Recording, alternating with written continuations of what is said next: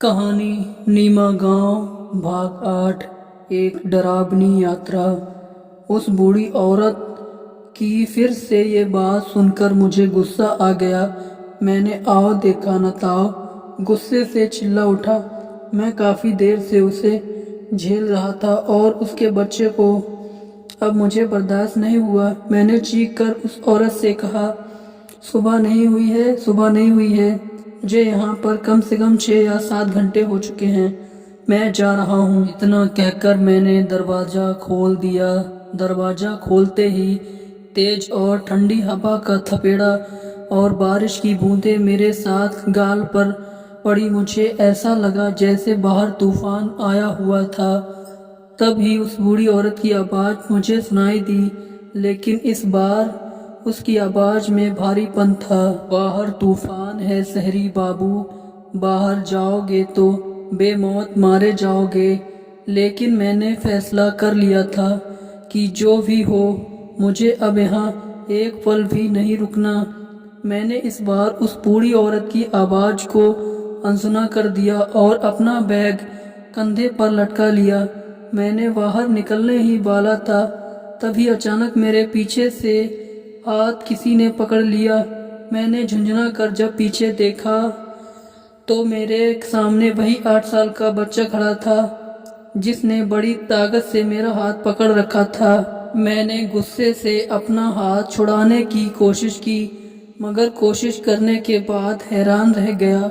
उस बच्चे की ताकत देखकर मुझे अपनी आंखों पर विश्वास नहीं हो रहा था, क्योंकि उस बच्चे में इतनी ताकत देखकर 8 साल का बच्चा, और इतनी ताकत उसमें कैसे हो सकती है।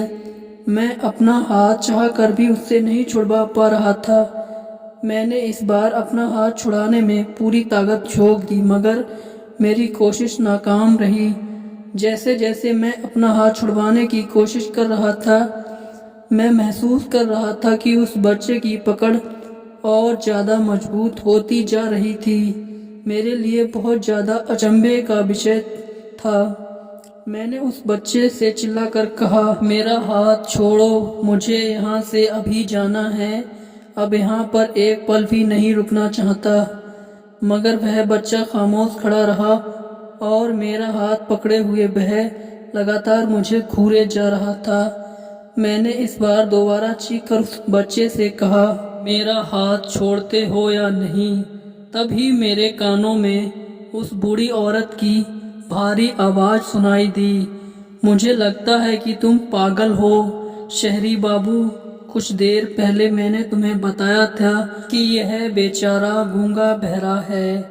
इस बार उस बूढ़ी औरत की आवाज़ बहुत करीब से आई थी।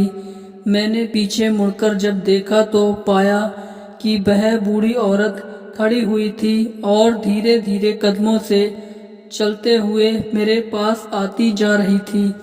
मुझे अपने अंदर एक अजीब सा महसूस हो रहा था।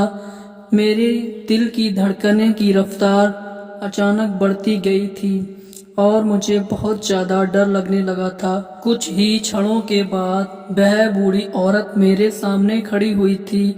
मैंने दरवाजे के बाहर खड़ा हुआ था। बाहर बहुत तेज हवा चल रही थी और घना कोहरा था, लेकिन अब वहाँ पर बिजली कौंधने लगी थी। मुझे बूढ़ी औरत का साफ चेहरा नहीं दिखाई दे रहा था। तभी अचानक जोर से बिजली चमकी। मुझे उस बूढ़ी औरत का चेहरा दिखाई दे गया, मगर जैसे ही मैंने उस एक पल के लिए उस बूढ़ी औरत के चेहरे को देखा, मेरे शरीर में मानो जान ही निकल गई हो। उस बूढ़ी औरत का चेहरा बुरी तरह से जला हुआ था, बल्कि यूँ कहा जा कि उस औरत के चेहरे का मांस उसकी हड्डियों से लटक रहा था, फट रहा था। अचानक मेरे हल्क से एक जोरदार चीख निकल गई। मेरी चीख सुनकर वह बूढ़ी औरत और तेज आवाज में हंसने लगी। वो बूढ़ी औरत नहीं थी, बल्कि वह तो कोई चुड़ैल या डायन थी। मैं स्तब्ध खड़ा हुआ, यह सब नज़ारा देख रहा था। मेरे दिमाग में काम करना बंद कर दिया था और मैं यही सोच रहा था कि मैं कहाँ फंस गया। पता नहीं कि मैं यहाँ से जिंदा वापस जा पाऊंगा या नहीं। तभी अचानक मुझे एहसास हुआ मेरे पैर पर कोई नोच रहा हो। मेरी निगाह जब नीचे गई तो मेरी हैरत की इंतहा नहीं रही। वह छोटा सा बच्चा जो हलक फाड़ फाड़ कर चिल्ला रहा था उस वक्त मेरे पैर में बुरी तरह से नोच रहा था।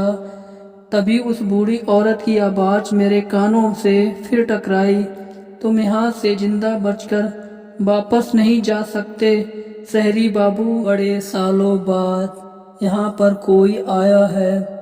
अब तुम्हें यहाँ हमारे पास ही रहना होगा और यहाँ पर कभी सुबह नहीं होती। इतना कहकर वो पागलों की तरह हंसने लगी। तभी एक बार फिर से बिजली चमकी और मुझे दोबारा उसका चेहरा दिखाई दे गया। फिर से डर से मेरी हालत खराब हो गई। मैं सोचने लगा कि अब मैं क्या करूं। मैं तो इन भूत प्रेतों के बीच फंस रह गया हूं। मुझे आगे पीछे दोनों तरफ अंधेरा ही अंधेरा नजर आ रहा था। तभी मेरे मन में एक विचार आया कि जो भी हो एक बार जान बचाने के लिए प्रयास करना चाहिए। तभी मैंने आंखें बंद की और भगवान पर ध्यान केंद्रित किया और अपनी पूरी शक्ति से हाथ छुड़ाने की कोशिश की। शायद भगवान ने मेरी सुन ली। मैंने अपनी पूरी ताकत लगाकर उस बच्चे से हाथ छुड़ाने की कोशिश में कामयाब हो गया। मैं दरवाजे से एक दूसरी तरफ जाकर गिरा। सभी अचानक फिर से एक बार बिजली चमकी। मुझे उन तीनों के चेहरे चमकती हुई बिजली में साफ दिखाई दे गए। मैंने उस पे देखा कि बूढ़ी औरत का चेहरा बहुत ही भयानक था, मगर अब साथ में उस बच्चे का चेहरा भी जला हुआ था और जो सबसे ज़्यादा खतरनाक वह छोटा सा बच्चा लग रहा था जो हलक फाड़ फाड़ कर चिल्ला रहा था। मैं अपनी पूरी ताकत से लगाकर बुरी तरह से भागने लगा। मुझे पता नहीं था कि मैं किस दिशा की ओर भाग रहा हूँ। मैं बस भागा ही जा रहा था। मैं कितनी देर तक भागता रहा मुझे नहीं मालूम, क्योंकि मैंने पीछे पलट कर नहीं देखा। अचानक मेरा जिस्म भागते हुए किसी जिस्म से जाकर टकराया और बुरी तरह गिर गया। मैं हाँफ कर सांस लेने लगा। मेरी जान हलक में आ चुकी थी। तभी घने अंधेरे और तूफान के बीच मुझे निर्मला की आवाज़ सुनाई दी, कहाँ जा रहे हो शहरी बाबू? थोड़ी देर के लिए क्या चली गई? तुम वहाँ से चले आए। मैंने तुमसे कहा था कि मैं सुबह किसी बच्चे के हाथों नीमा गांव पहुँचा दूंगी। तुम्हें यहाँ मेरा इंतज़ार करना चाहिए था बाबूजी। निर्मला की आवाज़ सुनकर मेरा शरीर फिर से एक बार कांप कर रह गया, क्योंकि मैं समझ चुका था कि वह कोई चुड़ैल या पिशाचनी होगी। मैंने उसकी बात का कोई जवाब नहीं दिया और मैं फिर से दोबारा अपनी पूरी ताकत से भागने लगा। निर्मला की आवाज़ अभी मेरे कानों में सुनाई दे रही थी, रुक जाओ शहरी बाबूजी, रुक जाओ, मेरी बात तो सुनो। कहाँ तक भागोगे? सुबह होने में अभी देर है। सुबह मैं तुम्हें नीमा गांव छोड़ दूंगी। मगर मैं सिर्फ भागे ही जा रहा था और दिल ही दिल में यही सोच रहा था कि पता नहीं सुबह कब होगी। आखिर यह सुबह क्यों नहीं होती? न जाने कितनी देर भागने के बाद मुझे कुछ रोशनियां नज़र आईं तो मैं उस तरह भागा। पलों की उम्मीदों में जो रोशनी मेरे अंदर चमक रही थी वह कुछ इस तरह की थी जैसे रेगिस्तान में भटके हुए पथिक को अचानक नींद नज़र आ जाए, और उतनी ही गहरी थी मेरी निराशा जब मैंने अपने आप को एक शमशान में पाया। न जाने कितनी चिताओं से निकलती हुई लपटें आकाश को छूना चाह रही थीं। अजीब तमाशा था, एक खेल की आशा और निराशा का उम्मीद। अगली किरण तभी चमकी जब मैंने वहाँ एक इंसान को देखा। वह शायद शमशान में चिताओं की निगरानी करने वाला था। जो भी था लेकिन इंसान था। मैंने उसे आवाज़ दी। एक चिता के अंगारों को एक बांस में लपेटे हुए उसने मेरी तरफ घूम कर देखा। बदहवास सी हालत में भागते हुए मैं उसके करीब पहुंचकर ना जाने क्यों मैंने उसका हाथ थाम लिया और एक गगन भेदी चीख जो मुझे याद नहीं वह किसकी थी या मेरी। उसका हाथ एक हड्डी की शक्ल में मेरे हाथ में था। वह खुद हवा में घुल चुका था। इसके आगे क्या हुआ मैं नहीं जानता।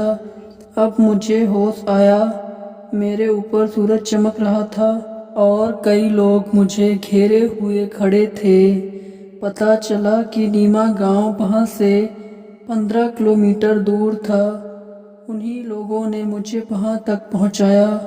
उन्हीं गांव वालों ने मुझे यह भी बताया कि कई सालों पहले नीमा गांव से 15 मील दूर एक गांव बसा करता था जहां पर किसी ज़माने में एक भयंकर बीमारी फैली थी और उस गांव के सारे लोग मर गए थी।